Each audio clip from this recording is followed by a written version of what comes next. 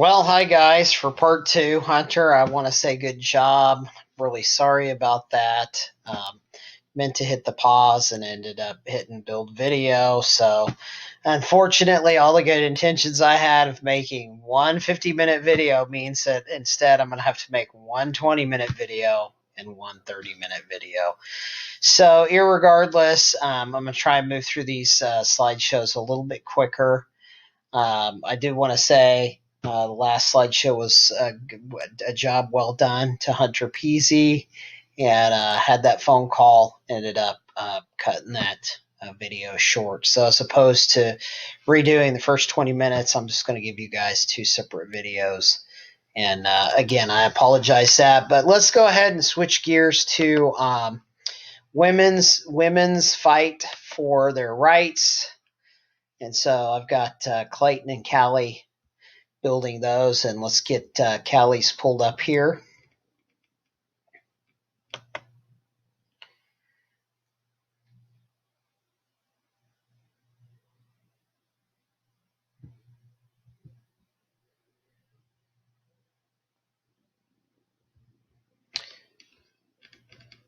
Okay, so this is Women Fights for Rights. Women's Fights for Rights. Women's Fight for Rights. I think maybe fights shouldn't be plural. But hey, it still looks like a good title, Callie. And so that's loading. All right, so women's Fight for Rights by Callie. And so I don't know, maybe I don't know how you feel about it, where you're at on the scale politically, but just when we look at life historically, women received the vote after African American men, and Native American men and Hispanic men. So this country initially was built for, again, white male citizens that own property. Our first step towards a more equal society was under Andrew Jackson. He gave poor American men the right to vote. And so at each step, you can see women are kind of left out of that equation, right? And so you no longer had to own property. You still had to be a citizen. But as long as you were a white male citizen, you could vote under Andrew Jackson. Then we moved to the Civil War under Lincoln. First, the Emancipation Proclamation, then the passing of the 13th and 14th Amendment allowed all male citizens, regardless of race, the right to vote. So by 1965, if you were a Hispanic male, if you were African American male, if you were a Native American male, if you were Chinese American for that matter, we had Chinese settling in California at the time. As long as you were male and as long as you were born a citizen of this country, as defined by the 13th and 14th Amendment, you could vote. Women still had to wait another 60 years to gain the right to vote. So I'm sure that's what this slideshow will be about. All right, so who is it about? This section is about women in general, but it does not specify a couple of women. It does specify a couple of women such as Angelina Grimke, Lucia Mott, and Elizabeth Cady Stanton. I probably know the most about Elizabeth Cady Stanton. I don't really know the other two, but Elizabeth Cady Stanton is responsible for the suffragette movement. So who started the women's rights movement and fought for their rights? And that would be those three women. And what happened? Many women started to get jobs and such, but they didn't have many rights, which infuriated many women, leading them to start a movement on women's rights. They started publishing their ideas and speaking their words, getting the idea out. Then took it even further by asking for permission to speak at anti-slavery conferences, which denied and caused them to want to take more advanced action. In fact, I think the leaders of the women's movement were hopeful at the time of at the time of the 14th Amendment that it wasn't just going to be any male-born citizen, but that it would be that women would get the right to vote too.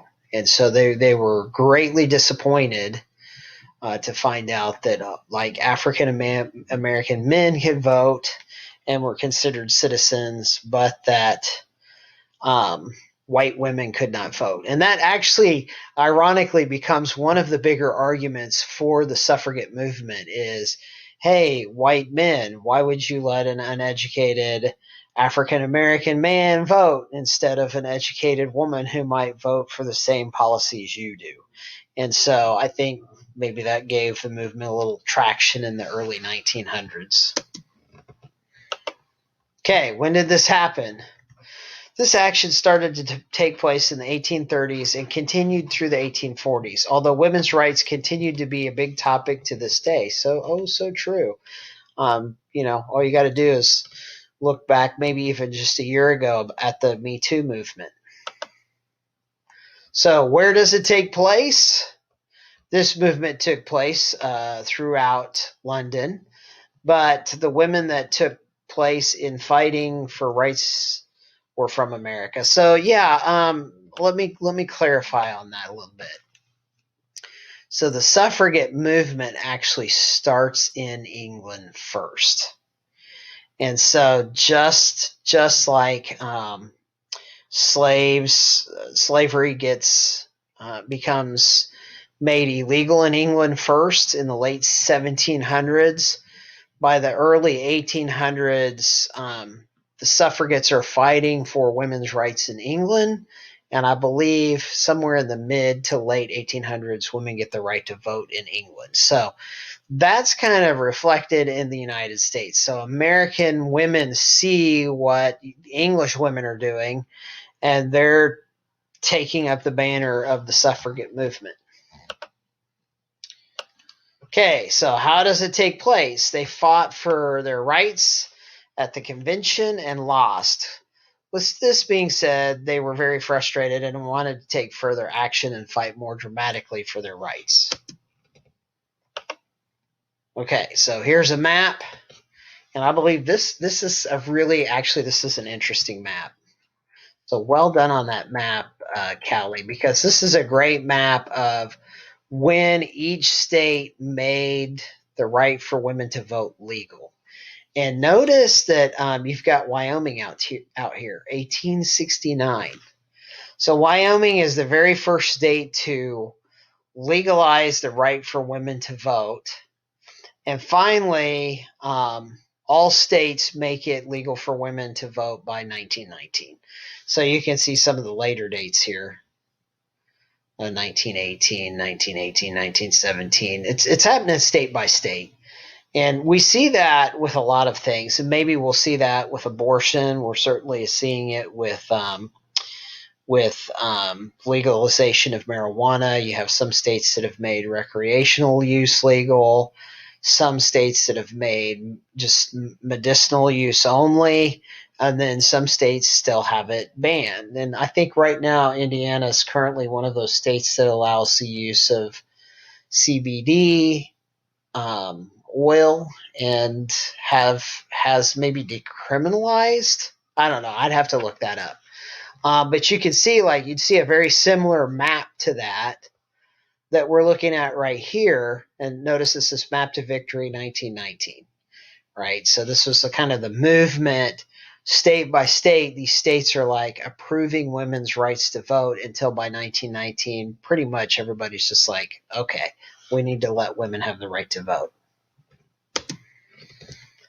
Okay, what was the first thing women asked to speak freely at? The FFA convention, the anti-slavery convention, school board meeting, presidential debate. I believe that's the anti-slavery conference. Correct me if I get these wrong. All right, we're going to move on to Clayton's.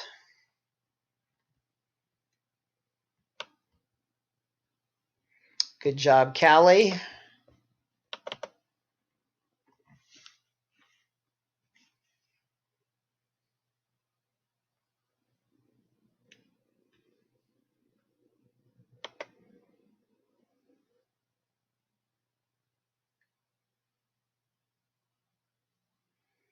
So Women Work for Change by Clayton Reams.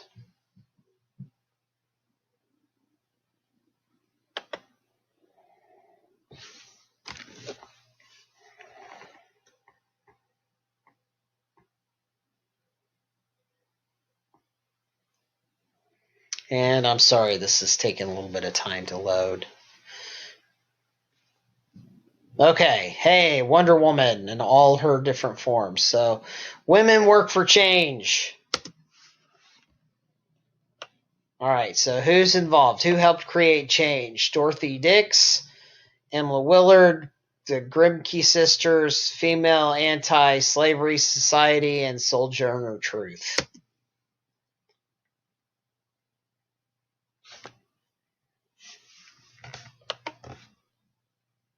All right, in the early 1800s, women had little to no rights.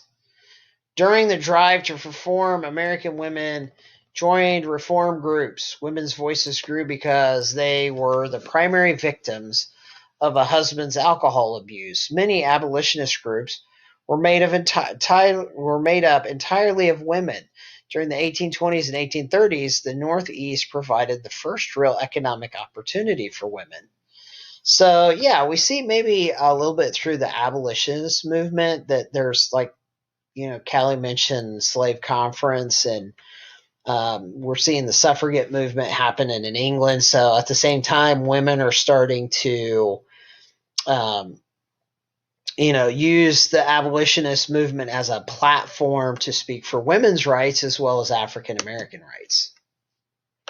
So this is really, truly, this is when we start to there's a difference between, I guess maybe that's why when we talk about the two greatest presidents in history, the first is George Washington, setting the precedence for all the other presidents to follow. And maybe I'd kind of mentioned what's going on in the Biden-Trump election fight earlier. I guess maybe what's got people a little unnerved about this is we're in unknown territory. Every president has conceded defeat up until this point. So right now what we're seeing based on the numbers and in court cases, because remember Trump's lost all these court cases, is that Joe Biden has 80,000 votes. He doubled what Hillary Clinton got, so he's beating Donald Trump by 6 million. I think Hillary won the popular vote by 3.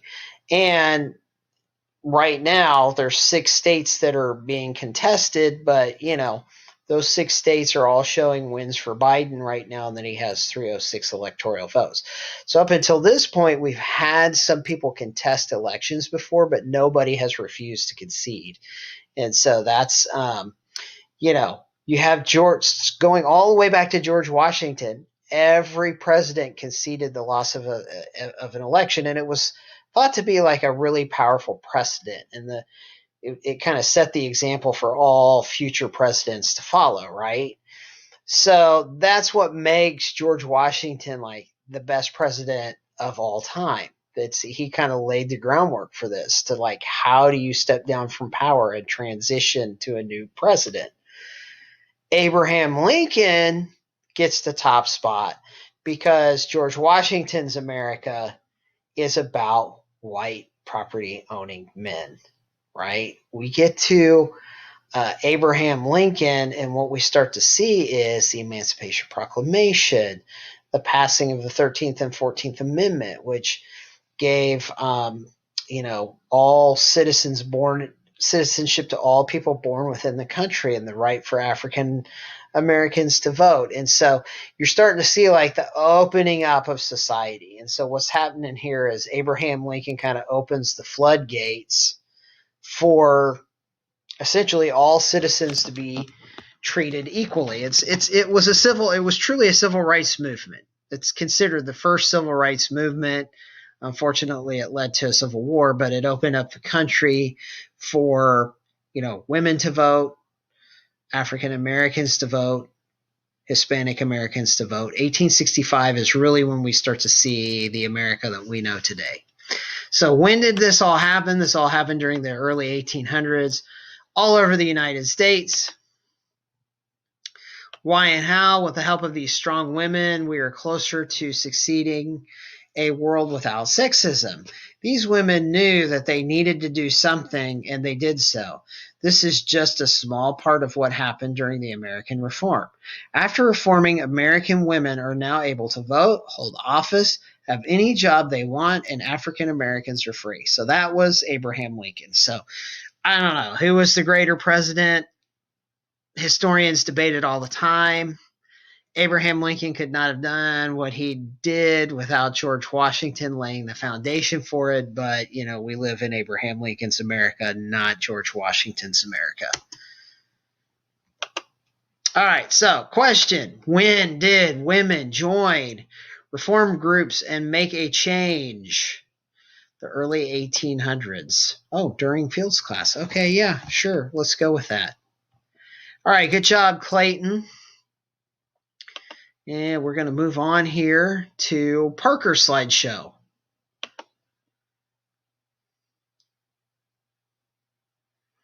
So get this loaded.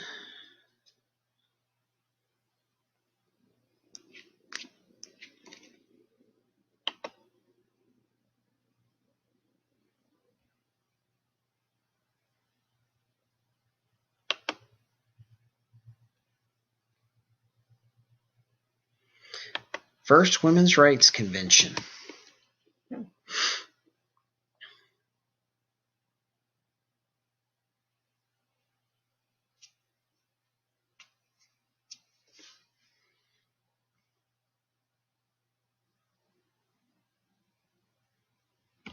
Okay, so why were women treated as second-class citizens? Well, I mean, this really, it's kind of based on the idea of agriculture, okay? And so, like, if we look historically, hunter and gatherers, if we go like before agriculture, if we go before farming, you get like hunter gatherers. And hunter gatherers, everybody's equal. Everybody has an equal say. And, probably the biggest discrepancy difference is you would have elders and you would have the young, and elders might have been treated with more respect. But women were given a lot of respect in hunter-gatherer tribes. They had an equal say. They would weigh in on tribe decisions. Then you get agriculture, and suddenly there's a dynamic change. So we don't really quite understand it, but what we see is across the board in almost all agricultural societies and cultures, women end up like giving up their rights, and men become like dominant in those societies. And so there's some theories about that. Like men were, part of that's the domestication of animals. Like they're starting to understand that, like, hey, I can breed 2 cows and get a calf. And if I that means like if 2 cows can breed, I can breed with this woman and have children. Those children are mine. I'm baby daddy. And so maybe there was this like whole possession thing, based on domestication of animals. Men were working in the fields doing the intense labor jobs where the women were like staying in the home and taking care of like 8 children. And so there's just a lot kind of like tied into the theory of why did women lose rights under agriculture. But what we start to see is that as we like move into industrialization, what happens? Family sizes get smaller. We start to get families where we have 2-3 kids per family. We start to see women working in the factory. So a woman goes to work in the factory, man goes to work in the factory. Men and women come home from work. Now mom's just as tired as dad. Mom's like, hey, I need help cooking. I need help cleaning. And so what we start to see is like, as we move into like industrial society, what we get is like women saying, hey, wait a minute, I'm doing the same thing you are. I deserve equal rights too. And so, we're starting to see a shift back as we've gone into like the age of technology and the age of industrialization of women getting their rights back. So who? Lucretia Mott, Susan B. Anthony, Elizabeth Cady Stanton. Great pictures, by the way. what women basically had no rights in the 1800s, and this caused them to attempt to gain the same rights as men. Women achieved this through sharing their ideas and fighting for equal laws. Elizabeth Cady Stanton called for equal educational opportunities for women and the right to own wages and property. Susan B. Anthony fought for the right of suffrage. So there you go. These are like women at the beginning of the industrial age that are saying, wait a minute. We have the same rights to be educated as you. We can be just as intelligent and just as informed as you, and we can work almost any job a man can work. We should have equal rights too. Okay, so where the first women's rights conference took place in Seneca Falls, New York. This event included hundreds of men and women. And there's a nice map of Seneca Falls. Okay, when the women's rights movement began in 1848 and laid the groundwork for a future that had equal rights for women. Maybe I need to move down there.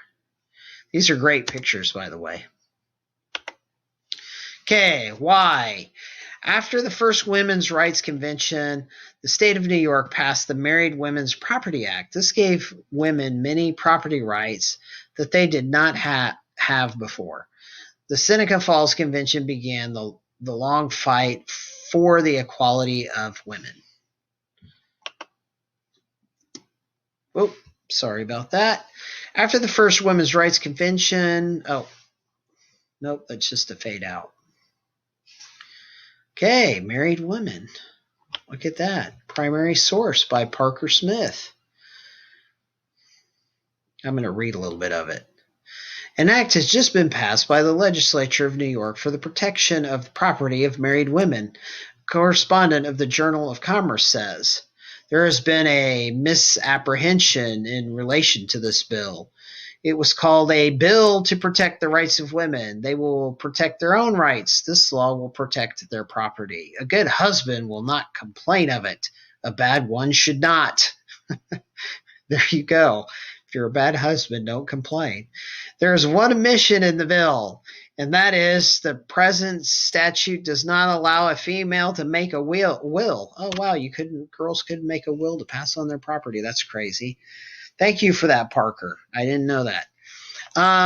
They are classed in the statutes with persons of unsound mind, a sad reminder of the revisers or the legislature who affirmed their acts. Well, there you go. That was maybe some of the men's attitudes at the time, right? Okay, so where were the first women's rights convention held? Boston, Seneca Falls, Susan B. Anthony's house, or Indiana? That would be Seneca Falls. And yes, it's a hit. G4 battleship. Look, mom and daughter are in the background washing dishes as the men play. What are you trying to say here, Parker? All right, very good. Good job.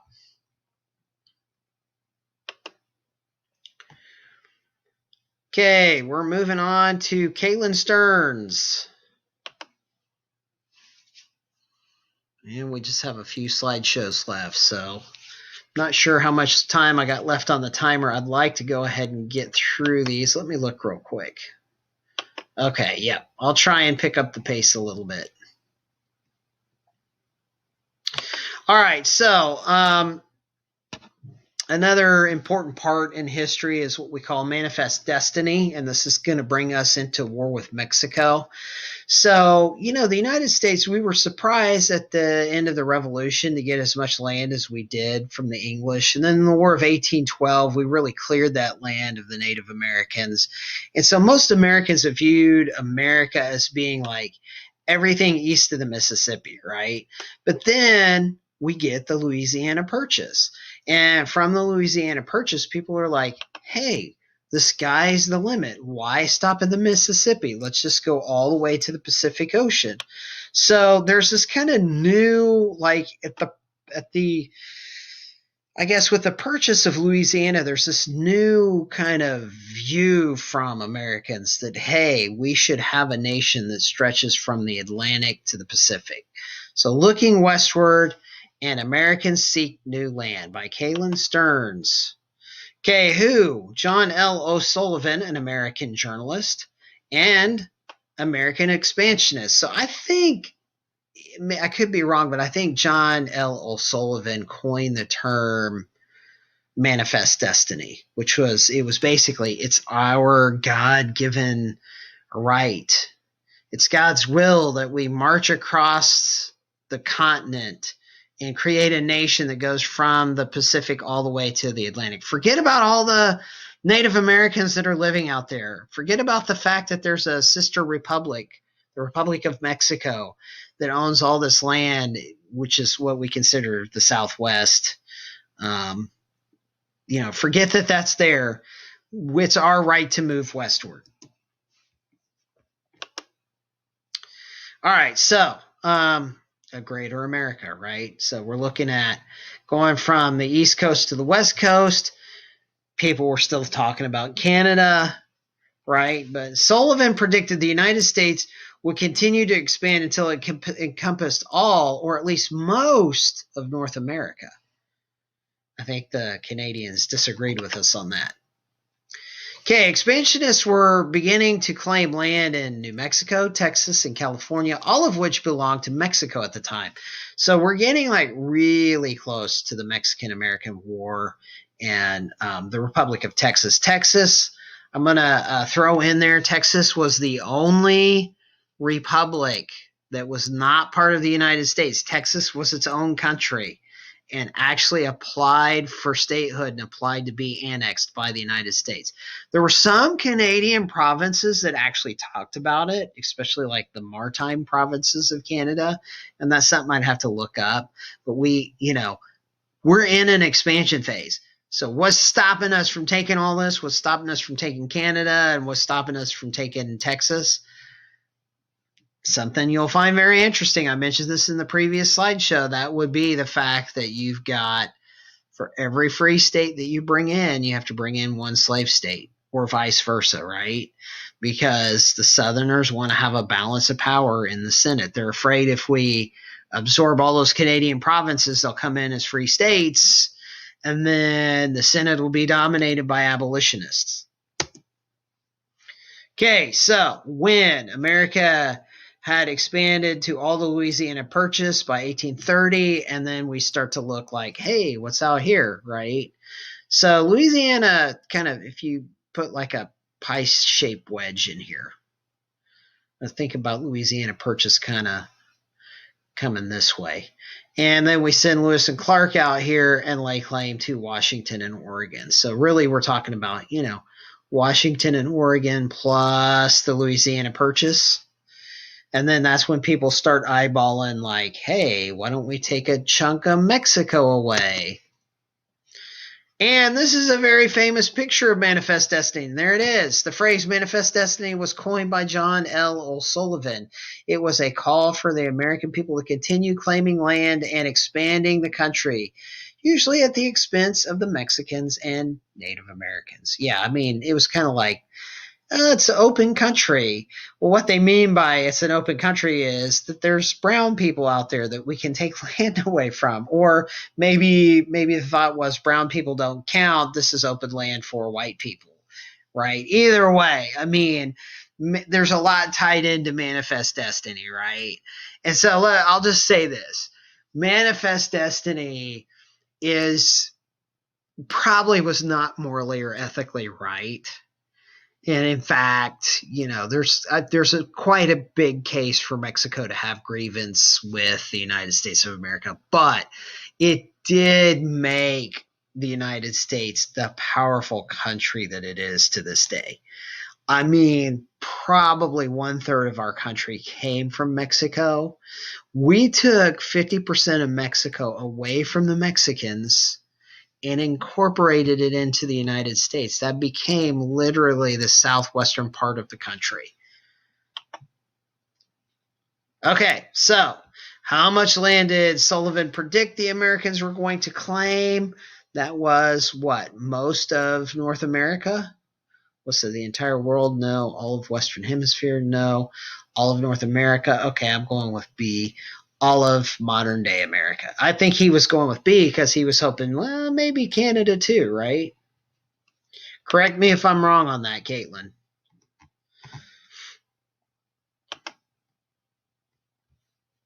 All right, moving on to the next one.